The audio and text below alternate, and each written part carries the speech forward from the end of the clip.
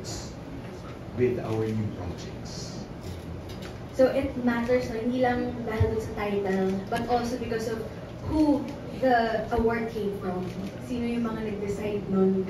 Tsaka parang pwede na akong mag-request ng taas ng TF. Kasi nanalo na. O yun naman, totoo yun, di ba? It comes with it. Sinasabi niya ng Hollywood actors yan, di ba? Pero sabi ko nga, more than anything else, it's a motivation to work smarter in the future.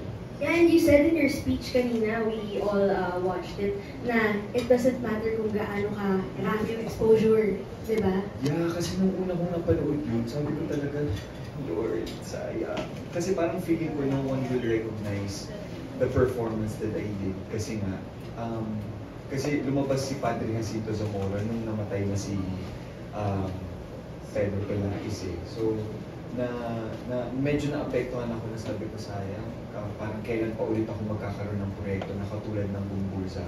Pero hindi, simula nung lumabas yung pelikula, lahat ng mga worries ko talagang dinefine ni Lord. From hindi ko ata ito nabanggit na nagpe-press call kami ng Bumbursa. Pero ang dasal ko lang noon, sana Lord hindi ko kami panghuli sa takilya. Yun lang talaga. Tapos, grabe si Lord, binigay niya na, alam mo yun, yung third spot. And for that, kasi naging yung word of mouth. So, dumami yung nanood. Yun yung pinaka-nakakakilig for people to get to see your projects. Tsaka alam mo yung quality talaga, yung pinunta ng mga manonood, di ba? Kasi it's such a great project. And you totally showed your range there. And so, I'm not sure if you saw the VTR. Yes, kasi kanina, pinapakita yung mga iba-iba mong projects dun sa, throughout the years of your career, as I mentioned earlier. Has it been 18 years? 18. Oo. Iba-iba yung nakita namin mga side sa'yo sa mga projects mo. At ito sa Bumbursa naman, sobrang serious din, ibang-iba rin. So, now that you're at that point na, yes, pwede ka na talagang pumili ng mga rules, pwede ka na magtaas ng TF. Pero ano yung mga naiisip mo na gusto mo pang gawin na rules? Meron akong gustong-gusto, kaya lang dahil sa na-delay, it's actually a Star Magic film. Baka naman po pwede niyong i-adjust yung schedule, pero gustong-gusto ko talaga siya gawin. Oo, yun, pinangalanan na nila. It's a Star Magic film. And yung role kasi na offer sa akin, yun yung sabi ko na never to yung offer ng Star Cinema sa akin. Pero yung ganung klaseng pelikula would extend the range that I can do. So hopefully. Pero alam ko kasi na tinatry nilang tapusin. Pero hindi ko alam, bahala na si Lord. Lagi ko pinapa sa Diyos, lahat ng kapag para sa'yo talaga, ibibigay naman yun sa'yo. So, maganda na may ganun kang mindset. No? Pero kung alam yun, parang kontrabida kasi siya na medyo gory. So, yun yung hinahantay ko sana. Pero, we'll see. Let's see. Marami pa naman. By the way, napansin ko habang sinasabi mo yun, tumitingin ka dun sa gilid. We'd like to acknowledge the presence of the head of ABS-CBN Entertainment and the head of Star Magic, Direk Lauren Jogi. Baka naman po. Very daw, Direk Lauren. Pero excited kami dun So, Star Magic film siya. Usually kasi yung mga inaasam ng mga actors, not always yung kontrabida eh. Pero ikaw yun yung isa sa mga dream mo. Kontrabida na gory. Kasi siguro yung parang I look forward to roles that are quite unexpected for now. Kasi sabi nga nila parang Enchong laging malinis yung itsura, laging maayos. So if I will show myself to films, parang I want something opposite. Just to make it interesting. And I think yun naman din yung responsibilidad namin bilang artista sa audience natin. You have to keep giving something new to them. And I think that's what you have been doing for the past 18 years. As I said earlier, iba-iba yung sides na nakita namin sa'yo. And kanina rin sa pag-introduce ko sa'yo, ang dami, grabe yung listahan ng host, model, swimmer, actor, di ba? Ang dami na. More chances of winning. Pero grabe yung pinapakita mo. Talagang tatak star magic ang isang Enchong D. Pero sa ngayon, Enchong, marami tayong friends from the media na gustong magtanong din sa'yo at makipag-chikahan sa'yo. So let's start with our first friend from the media. We have Jason Laluna from Certified Kapamilya. Yeah, good afternoon, Enchong. Congratulations. This is my question. Kasi nung nakaraang EBB video ko, maganda yung naging sagot mo sa tanong kung ano yung advice mo sa housemates. Ang sabi mo doon, magpakatotoo ka, hindi yun period, hindi comma. Na eventually, pag may chance ka or opportunity to better yourself, you do it. Yun bang sagot mong yun, may pinanggaling ng personal experience nung naging house guest ka ng PBB 737? Naiyak, hindi lang. Hindi siya personal experience sa loob ng bahay ni Kuya, but rather outside the house. And I think, yun yung kagandahan na sabi ko nga, ito pala yung mga bagay na natututunan mo habang tumatanda ka. Hindi lang sa industriya, kundi sa bilang tao. Na natutuwa ako kasi yung it's a test of character. How open are you kapag may lumapit sa'yo at nagsabi, uy, baguhin mo itong isang pag-uugali mo kasi hindi maganda. Karamihan kasi sa atin na, hindi, bakit ko gagawin yan? Di ba? Bakit ako makikinig sa inyo? Mas mataas akong tao or whatever. Pero sa akin kasi, I always take criticisms as a grain of salt na parang, okay, it's in front of me, what will you do with it? If there's a chance for me to improve myself so that I can be a better person in the future, grab it, I will grab it. Kasi sayang eh. Sabi ko nga, nakikita ko yung sarili ko na hindi ako tatagal sa industriya to. Pero habang nandito ako, I want to be able to inspire the younger Star Magic artists or younger generations of artists na kung ano yung dapat na ugali kapag nandito sa trabaho. Kahit hanggang doon man lang sa trabaho, hindi na yun sa personal, di ba? Kasi ako nung nagsimula ako, andyan yung Lolo Pascual, nandyan yung Jericho Rosales, na kapag tinitingala mo, na sana nandun din ako. So gusto ko gampanan din yung role na, okay, I may not be a role model, but you can always approach me if there's anything you want to improve on yourself. Tapos follow-up question, yung career was 18 years old na, kumbaga parang nagdibo na. Oo, nagdibo na po. So, looking back, what was your favorite, ito, medyo mahirap, favorite roles or favorite eksena na laging mong naaalala? Wow. Parang ang dami kong Mahirap yan ha? 18 years. Kayo ba guys? Ano mga favorite nyo? Four Sisters, no? Ay, oo. Pwede yun. Talaga. Pwede yun, yung Four Sisters. Siguro yung sa Four Sisters, it's something na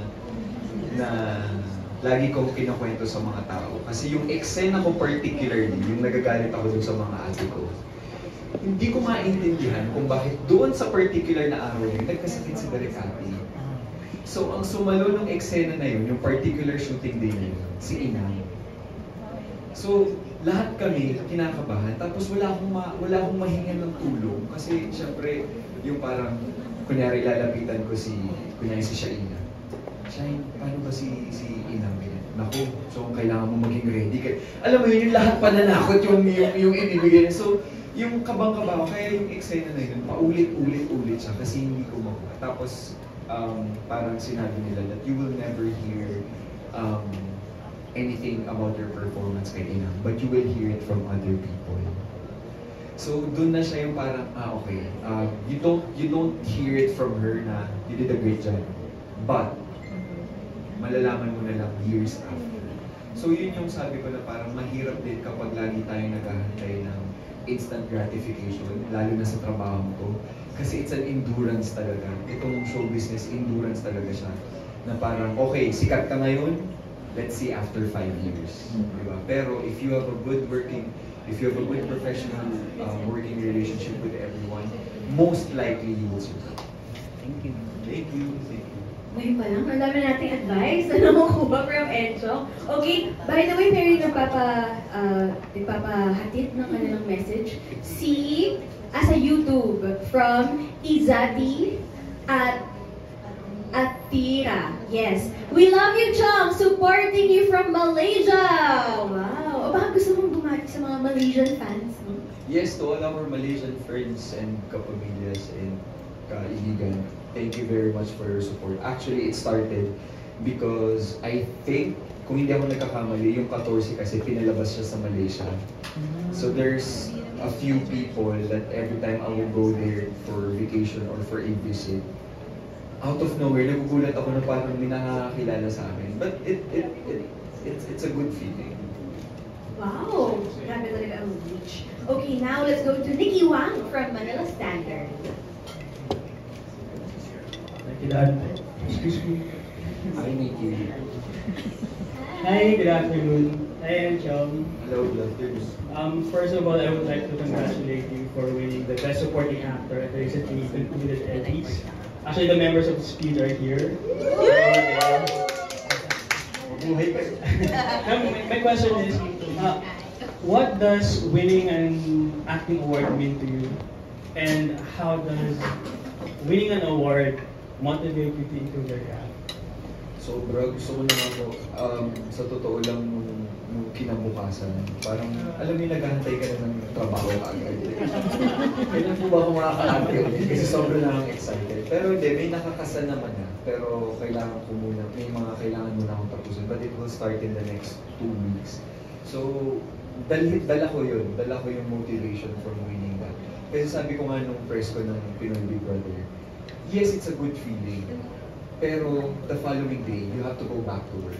And it's funny because I was listening to a podcast and sinabi rin yun ni Kobe Bryant na winning is great. Winning feels amazing, but you have to wake up in the morning and start all over again. And it's the same thing with losing. You feel down, you lost, but the following day you wake up and start doing the same thing over and over again. So, it's the same thing. Yung panalo kahapon, hindi ibig sabihin panalo ngayon. So I just have to keep working. And I'm very grateful to the members of the Speed because it's an added inspiration for me to do better in the next project. Running words of wisdom, no? Napansin ko nga, Nikki, nakasmile ka all throughout, di ba? Well, you're one of the best dressed male celebrities in the country. I just wanted to know, can you describe your personal style and how has it evolved throughout the years? Kasi we've noticed na parang you're parang presenting yourself in a different way na you carry a specific brand of, you know, you carry the Filipino culture whenever you go out there and present yourself. Yes, that's part of it. Thank you for noticing because it was actually a realization after the pandemic. Kasi sabi ko, parang sanay na, masyado na akong komportable na dati dumadating ako sa, kahit sinong Star Magic na tanungin ninyo, parang dadating ako minsan sa trabaho, naka-crocs, naka-chinelas, naka-shorts, na parang sabi ko, parang kailangan mo rin i-improve in all aspects yung sarili mo, not only for example sa acting or sa pakikipagkapwa-tao, but if you can improve in a holistic way, why not? So, nung nag-decide ako na mag-improve when it comes to my personal style, ang priority ko talaga is, okay, I have all these film festivals abroad, why not bring something that's made by Filipinos?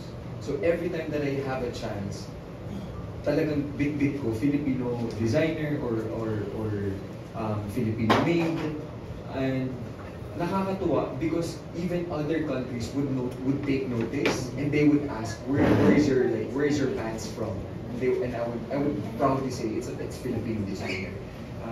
So it's to be honest, it's quite expensive, pero you know, it comes with the territory. If you want, and you would see all these actors that I look up to, they're always presentable in such a good way. So I want to be able to emulate that also. Well, it's nakikita naman siya. And last question na lang. Well, you're successful in your career, especially this year, no, with your film Gumburza. Pero personally, what's your biggest life win this year that you're really proud of? Kalahati pa lang ng taon life win.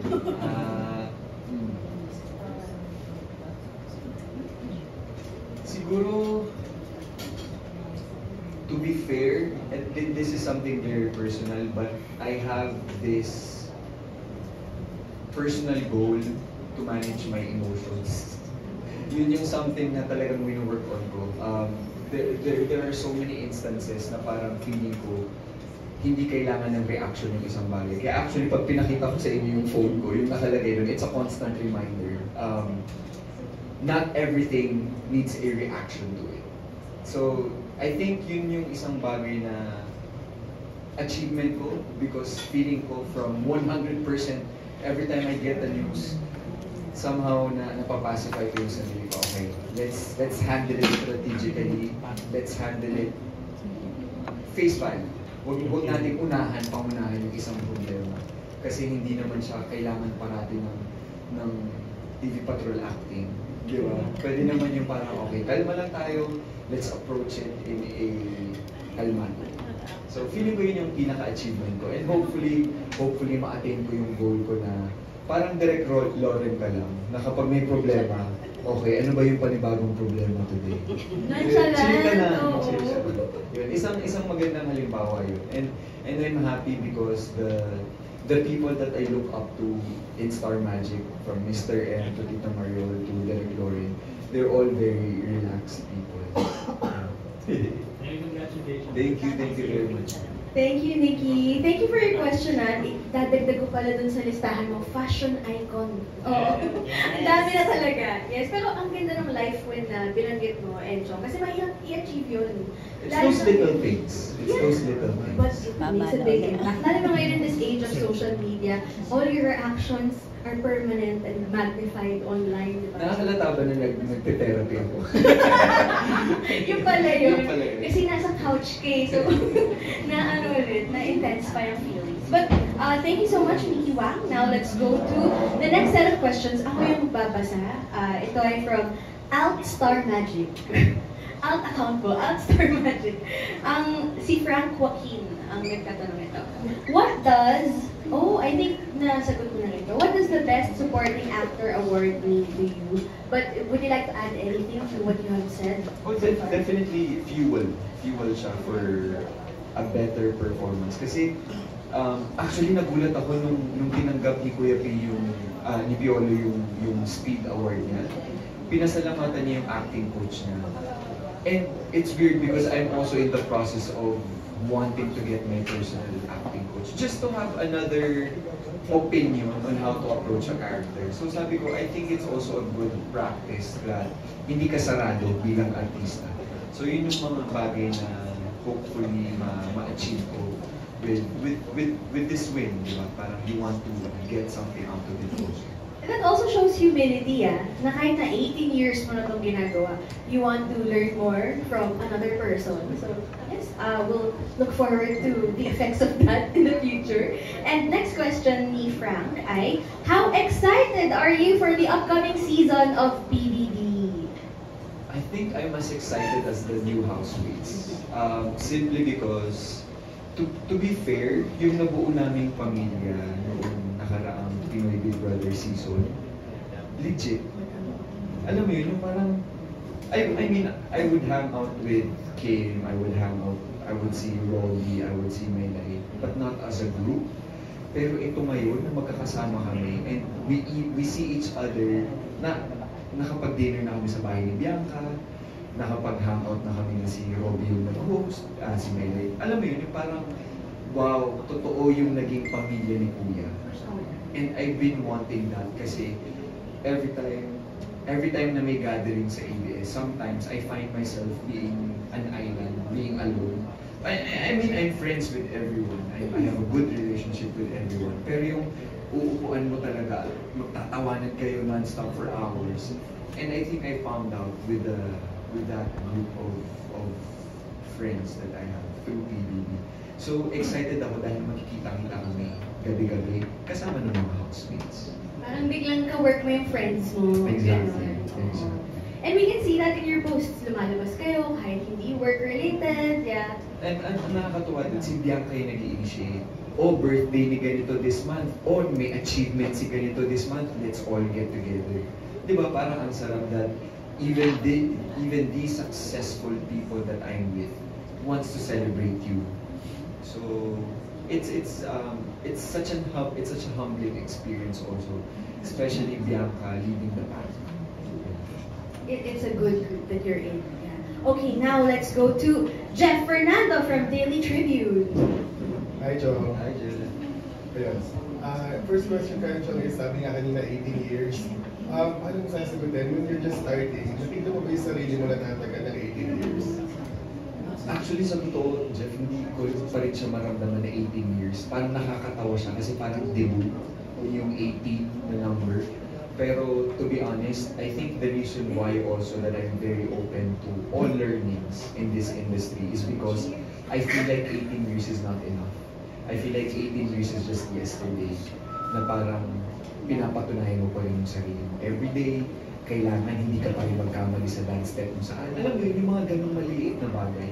So, yung 18 years is just really a number, but it's a continuous journey that, okay, what's new, what's something new that you can offer to the audience, but at the same time, bit-bit mo yung learnings mo lahat ng 18 years. Kasi ang sarap din kapag equip ka sa lahat ng assignment na binibigay sa'yo. And I'm just here for work.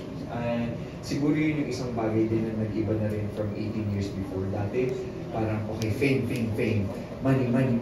Now, to be honest, hindi na siya yung inspiration ko. So, I'm glad that I reached that point.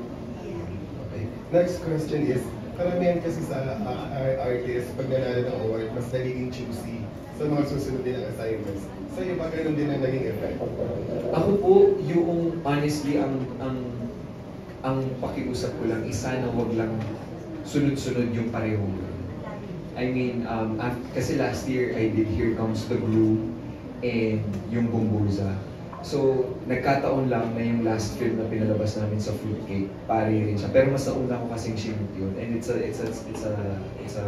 special participation.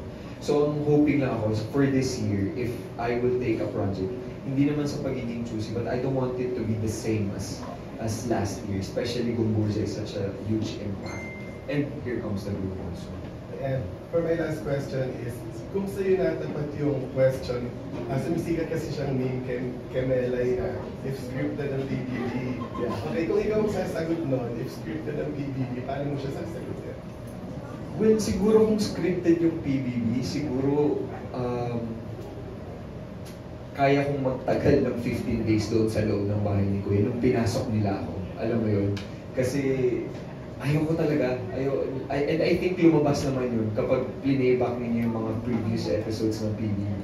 Ayoko talaga kasi na parang pakiramdam ko, all the sentiments of newcomers as housemates, yun din yung pakiramdam ko, but it all changed after. And to be honest, I'm very, very privileged to be able to experience Pinoy Big Brother House. Okay, thank you. Thank you, Jeff. Okay, now let's go to Samantha Prats from Push.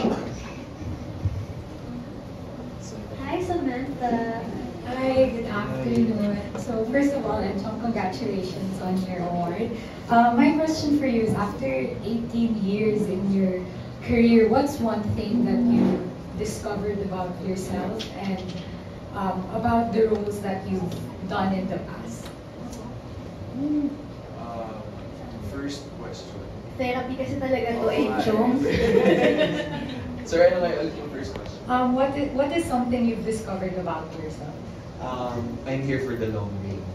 I think I realized that along the way. I think it was after my 10th year na, kasi after the 10th year, which I was 26, 27, sabi ko, dun ko kasi naramdaman na parang, oops, may bago ng younger batch na ini-investan yung company, which is a natural cycle, you know. Tatanda ka sa industry. Pero sabi ko, okay, if this is happening to me, I need to be able to create my own opportunities. And that was the time where I did my concert, where I did my album. So, sabi ko, okay.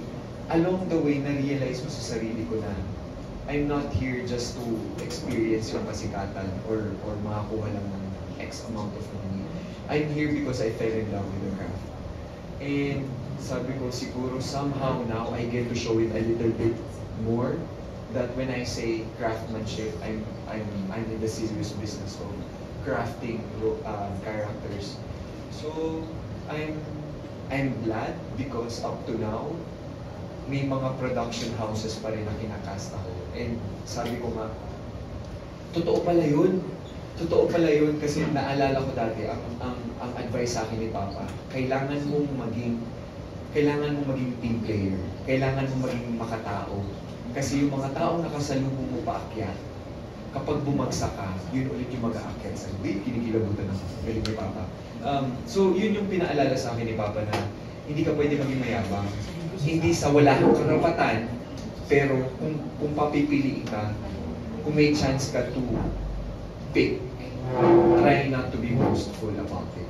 Because ang daming uncertainty. I mean, like, whatever is the landscape of ABS-CBN now, no one imagined it 10 years ago. So, you know, if we're here for the long game, and I feel like the company is also here for the long game, kasi pwede naman silang sumubong din, pero nandito pa rin tayo, magkakasama pa rin tayo, tinatry natin yung best natin. And I think that's the biggest lesson also that I am carrying up to now.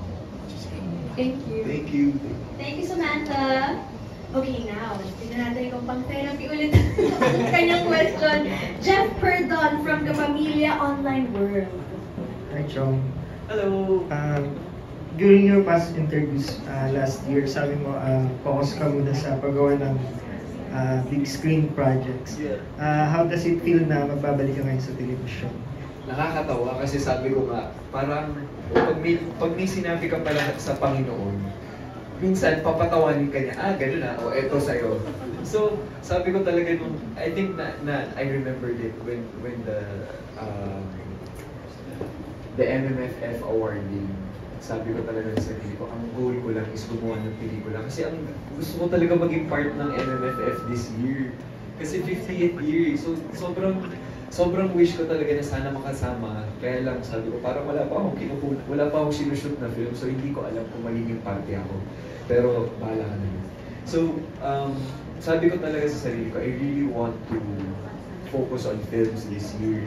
Pero again, the universe has a funny way of slapping your hand. So now, yes, I'm very, very excited. Simply because yung role na gagampanan ko rin, excited ako. Parang nakakapagod siyang role, which I'm very much ready to take. I'm very happy kasi, you know, may ibang audience din yung TV na malakas at saka sobrang supportive. And dire-diretso yung successful na shows na ginagawa ng ABS. So I'm also excited for that. Diba? Parang ang gaganda ng mga quality series na pinuproduce ng ABS. So I want to be part of that also. Thank you. Thank you. Thank you. Yes, and when we say TV series, actually ngayon hindi na lang TV no? Nasa streaming services na rin. Yeah. Okay, now let's go to June Lalin from Abante. Mamaya. Mamaya siya Abante. Actors muna tayo ngayon. Dito na muna tayo sa ating next question from Tessa Ariola from Manila Times. Hi, Enchong. Over here, sir. Hi, Miss Tessa. Nagka-groupie ka bigla from speak over here and there. But again, we want to congratulate you, and your speech was definitely one of the highlights of the evening. Yung attitude mo, hindi mong humble, nakita talaga namin lahat. And you've been talking earlier about how lucky you are that you always had people to look up to in the industry like Piolo, Jericho. But it really looks like you are someone that the younger actors can look up to right now. We say that especially because nung sa Eddies kasi, hindi katulad, I'm not comparing naman to other awards nights, pero gusto kasi namin maging celebration talaga siya ng industry, na sana lahat ng nominees pumunta. Kadalasan in our industry, hindi pumupunta ang mga nominees unless matutunugan nila siguro na baka manalo ako and all that. Pero ikaw and other people in your category, halos lahat kayo dumating, sila Kimpi, sila, you know, all that, because they were nominated. If you could give a piece of advice to actors who are hesitant attending awards night because they don't know just yet. Parang feeling nila, need baka matalo ako o hindi magiging gabi. What advice would you give them? Thank you, Ms. Tessa. Number one, I think we have to remember that awards night is a celebration of our industry. It's a celebration because from last year, somehow nakakita tayo ng liwanag sa Philippine movie industry when we thought that it's already dying. And then all of a sudden, record-breaking films happen. That's one. It's a celebration that everyone should get together and be there for everyone. Number two, it's funny that you're asking this because I remember magkakasama kami nila Direk Pepe sa nagkaroon ng awards night after the MMFF film. I forgot which one. I think it was Famas. And in our table, Direk Pepe said, we always show up. We always show up no matter what. Because we're not here to get an award. We're here because our team is here. So makikita ko nandun yung mga Jesuits communication team, nandun yung mga taga TV5, and nandun si Cedric, nandun yung cinematographer. So the least thing I can do is to show up and be there for my film. And it stuck on me kasi isa siyang paalala na we are not here for ourselves but for our team, for our family that we created. And at the same time, isa siyang reminder na di ba sobrang proud tayo sa pelikula natin? And of course, if you are nominated, you're supposed to be proud of your film. If you're nominated, proud ka sa pelikula mo, and the least thing you can do is just be there for it. And ako kasi, lagi ko siyang tinitingnan na kapag pag binayaran ka ng isang producer sa pelikula, hindi naman siya natatapos sa shooting eh. Di ba? Merong MMFF parade, merong press con, merong awards night. So it's a total package. Kaya po hindi po ako mura maningil, pero gayon pa man, nandun po ako parati. Lalo na ngayon, di ba? Ayun po. Yes, that's good. Para magpaalam natin sa ibang mga artists. You know, I mean, it's the industry celebration and it's really good to show. So we thank you also and the other artists who showed up that night. But another exemplary thing that you do, and Chong, we know that you've always been an entrepreneur kasi alam natin na, sabi mo nga, in 5 years, hindi mo rin naman alam kung sikat ka pa rin, kung meron ka. Can you give us an update naman on the business side of the things that you do? Kung ano naman ang nagpapabasic sa'yo outside of acting ngayon? Actually, kaya po ako na-late ng 15 minutes kasi po galing po ako sa meeting, isang meeting. Pero right now, I'm focused. Hindi ko kasi alam kung pwede ko lang sabihin yung iba. Pero magkakaroon po ako ng proper launch as an owner of one particular brand that handles 7 other brands. Pero I want to invite everyone as early as now once that happens. Pero sa ngayon, siguro sa takdam pa yun kasi parang baka i-check ako ng BIR kagad. Hindi naman, pero one of the things that I'm very, very happy that I can share is Affinity Capital. It's a mutual fund company that basically what we do is we take care of your hard-earned money and we make sure that our performance is better than putting your money in the bank. Kasi alam naman natin na minsan, like for example, last year, inflation is higher than the interest rates that the banks give. So technically, kapag yung pera mo nasa bangko lang, talo ka na kaagad. So what we want to do is, we hold on to your, I don't say take, we hold on to your hard-earned money, we find an investment, say for example, NASDAQ or S&P 500 in America, and then we would link the investment there, and their gains are around 8 to 12% per annum, which is every year, and that will go beyond the inflation rate of our country. So, panalo ka. Kesa yung nandun sa bag ko lang yung pera mo, nalulugi ka. So, how I wish I could explain it more, but if given a chance, I could sit down on a press con specifically for Affinity Capital. We can go on and on and on with it. But basically, every time I would ask money from people, I will make sure that I will hold on to it and make sure that your money will gain from it.